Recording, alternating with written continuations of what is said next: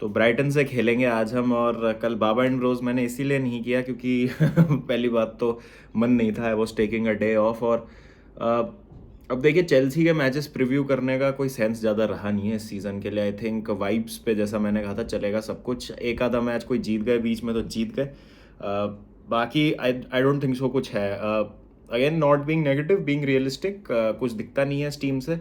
Brighton on the other hand have been playing absolutely magnificently. Roberto डीजर भी नहीं होंगे साइड लाइन पे, वो एक शायद एडवांटेज हो सकता है, लेकिन स्टेप अप करना पड़ेगा।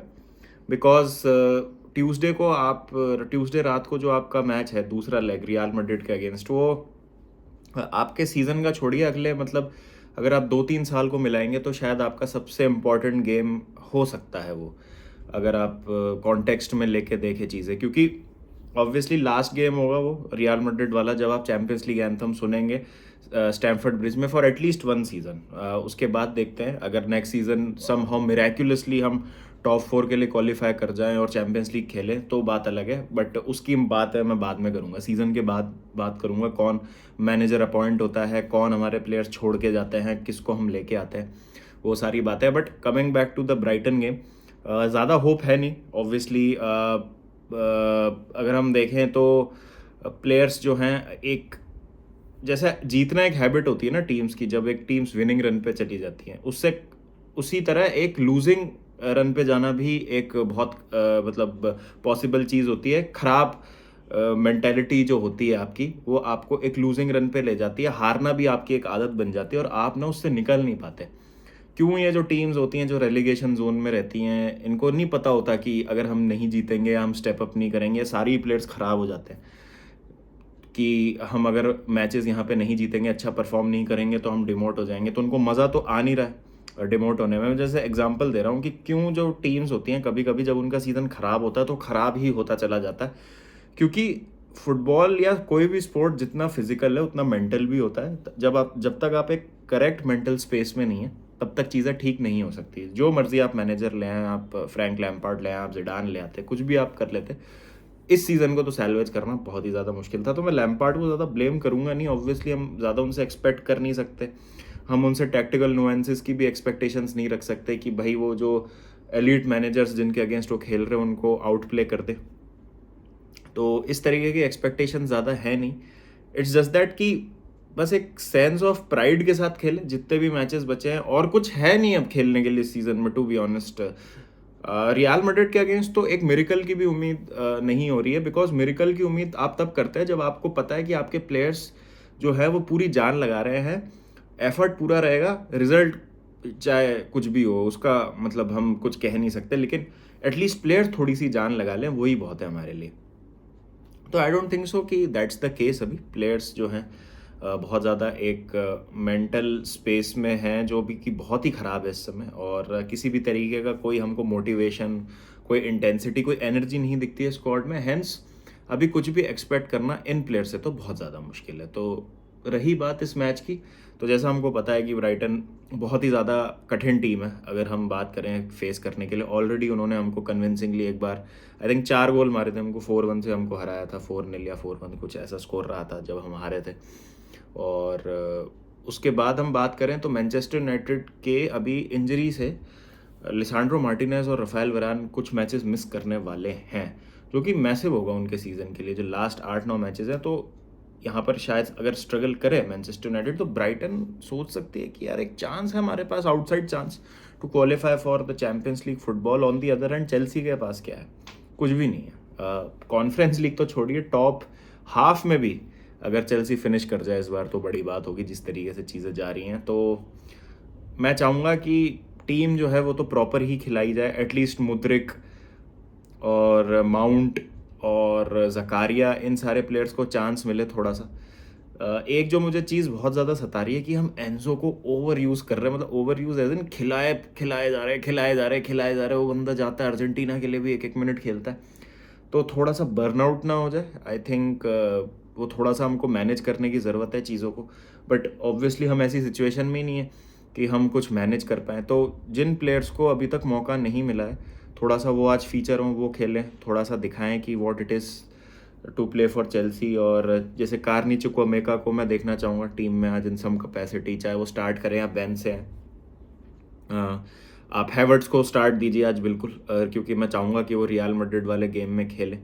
मुझे तो लगा था कि शायद अगर उनको खिलाया जाता तो बेटर रहता फर्स्ट लेग जो था, लेकिन अगेन ज़्यादा यहाँ पर कुछ आप एक्सपेक्ट ना ही करें तो बेहतर है। तो प्रिडिक्शंस तो अब देखिए मैं करने नहीं वाला for the rest of the season. Score predictions करने की कोई वो नहीं है, लाइनअप्स की हम बात करेंगे, बिकॉज टैक्टिकल सेटअप और लाइनअप्स जो भी फ्रैंक लैम्पार्ड खिलाएं नहीं खिलाएं कोई सेंस नहीं है। आई थिंक जब तक प्लेयर्स मोटिवेट होके नहीं खेलेंगे, जब तक प्लेयर्स के अंदर से वो एक सेंस ऑफ प्राइड नहीं आएगा कि हम चेल्सी के लिए खेल रहे हैं, तो कुछ नहीं हो सकता। तो अब हर मैच के लिए ये है कि आप hope for the best and be prepared for the worst, ये वाली बात है। क्योंकि अगले आप अगर फिक्सचर्स देखेंगे बहुत ज़्यादा कठिन है। आप ब्राइटन है, उसके बाद मैनचेस्टर यूनाइटेड है, ब्रेंटफोर्ड है, आर्सेनल अवे है, फिर बीच में 2 फिक्सचर्स जो आप कह सकते हैं कि हमें जीतने चाहिए कायदे से, तो नॉटिंघम फॉरेस्ट और बोर्नमथ। उसके बाद हम सीज़न ख़त्म करेंगे with man city and Newcastle United. तो मतलब आप देखिए किसी भी तरीके का यहाँ पर आप रिलैक्स तो नहीं हो सकते, बिकॉज आप बहुत ज़्यादा कंफर्टेबल पोजीशन में तो है नहीं as far as relegation is concern. मतलब एक पॉसिबिलिटी है, मैं ये नहीं कह रहा हूँ बहुत ज़्यादा मतलब आउटलैंडिश होगा बोलना कि चेल्सी रेलीगेट ही हो जाएगी, लेकिन स्टिल मैथमेटिकल प्रोबेबिलिटी है अभी, तो उसको हमको एंटरटेन नहीं करना है। और 3 पॉइंट लेके किन्हीं 2 मैचेस में हमको वो जो सिचुएशन है उसको बिल्कुल सील ही कर देना है।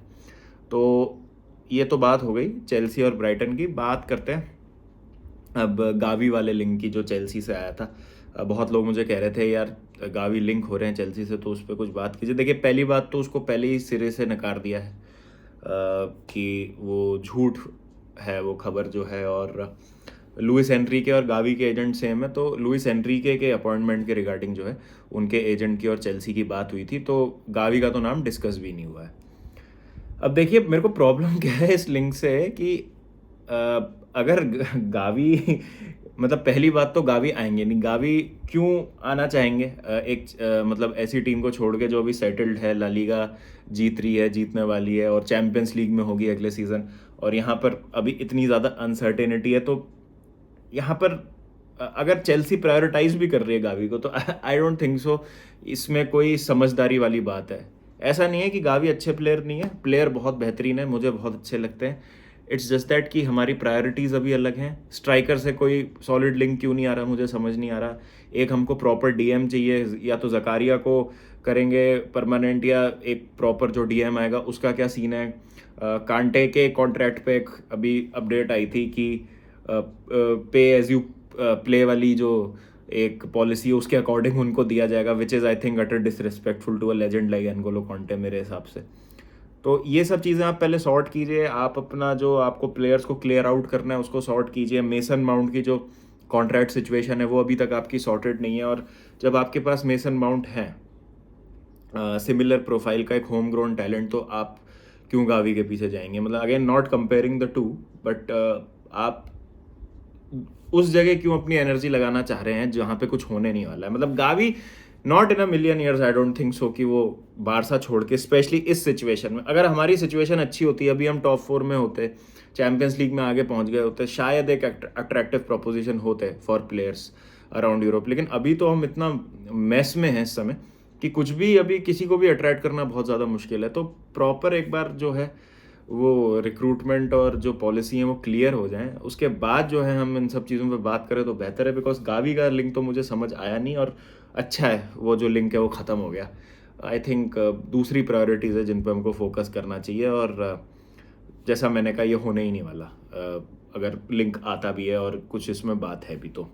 बाकी आपकी क्या राय है, please do let me know in the comment section. Prediction वगैरह बता दीजिएगा बाकी जो मैचेस हैं उनके, और चेल्सी का आपको क्या लगता है, एंड क्या लगता है आपको क्या होगा आगे। चलिए फिर मिलते हैं वॉच अलॉन्ग में शाम को। ध्यान रखिए, जब तक अपना टेक केयर एंड पीस।